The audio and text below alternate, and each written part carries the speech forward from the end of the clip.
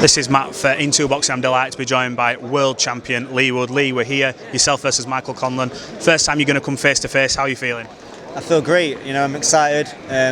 Should be a good turnout today for my people, a lot of friends, mainly family and supporters. Yeah, I'm excited.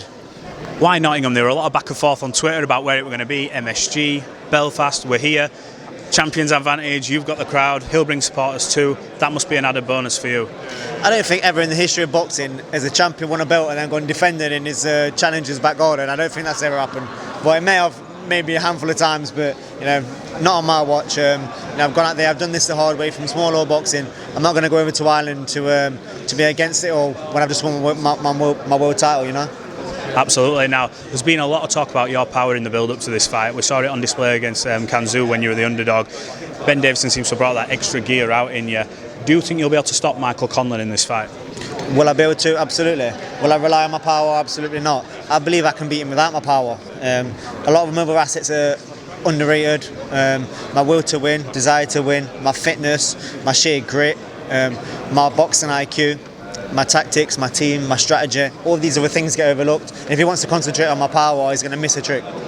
Talk to me about what Ben Davison has added to your arsenal. We've seen a different you since he's come on board. You've obviously got to do the work, but he's got to unlock the tools to help you get better.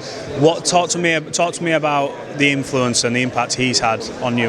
How Ben describes it is, you've got the tools. It's just up to him to select the right tools for the job, and that's exactly the case. He takes what you're good at, he identifies what they're not so good at, flaws in their defence, in their attack, in their all-round game, and he'll come out with the game plan to approach that fight. And I've never had that before. Normally, you just get trained, fitness, strength, sparring, off your way, go and try and do the job on him.